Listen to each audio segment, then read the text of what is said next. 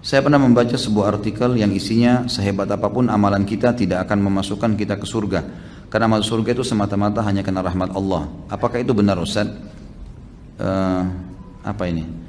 Kalau memang itu benar, apa gunanya di timbangan amal kita di hari kiamat nantinya?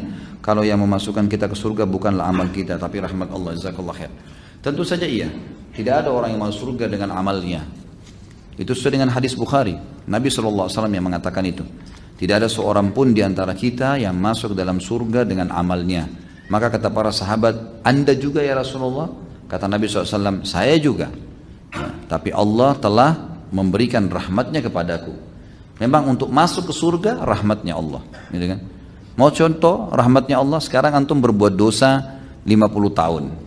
Tidak ada amal solehnya. Enggak sholat, mabuk, mencuri, segala macam. Lalu antum taubat di umur 51 tahun, pas tobat setengah jam meninggal. Bisa masuk surga enggak? Masuk surga. Enak enggak ini? Enak benar itu. Hah? Ya. Yang buat dia masuk surga apa? Ada amal? Rahmatnya Allah Subhanahu wa taala, gitu kan?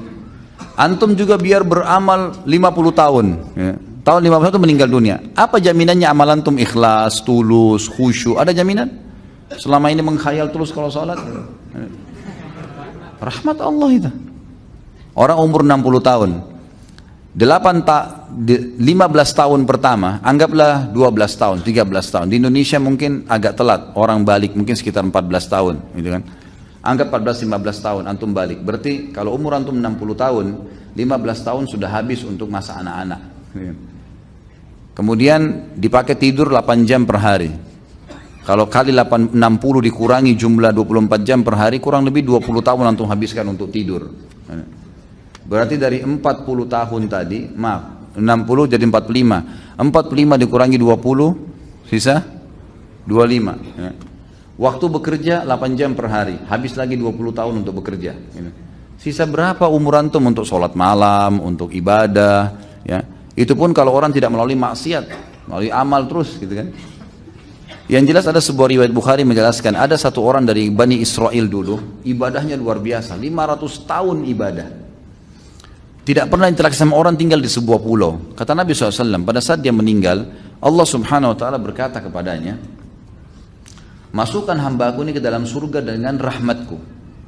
Lalu dia merasa 500 tahun ibadah, nggak ada dosanya menurut dia. Lalu dia mengatakan, ya Allah, amalku. Kata Allah Subhanahu wa ta'ala, rahmatku. Dia tetap bantah, ya Allah, amalku. Sampai 3 kali.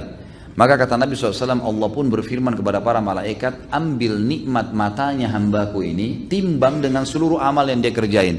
Mata dia pakai 500 tahun nih, bisa melihat, bisa beraktivitas, bisa segala-galanya. Itu timbang nikmat mata yang saya kasih dengan amalnya dia yang dia kerjain 500 tahun. Waktu ditimbang ternyata nikmat mata saya sudah ngalahin seluruh amalnya. Belum nikmat telinga, belum nikmat segala-galanya nih. Banyak kalau nikmatnya Allah mau dihitung. Bagaimana caranya antum mau menilai amal antum? Gitu. Amal apa yang kita kerjain teman-teman sekalian? Tidak ada amal-amal yang sederhana. Dari 24 jam sholat cuma 5 waktu yang wajib. Kalau kita hitung 10 menit satu sholat berarti 50 menit. Masih ada 23 jam 10 menit. Antum bebas lakukan apapun. Rahmat Allah SWT. Baik, apa tujuannya ditimbang amal? Untuk menentukan derajat antum di surga. Antum ini derajat keberapa? Di pintu keberapa masuknya? Itu amal kita. Amal akan menentukan derajat nanti, ya, derajat surga yang ke-100, tingkat yang 100 kah, tingkat yang pintu yang ketiga kah, derajat yang keberapa, itu amal kita yang menentukan nanti. Tapi kita masuknya dengan rahmat Allah.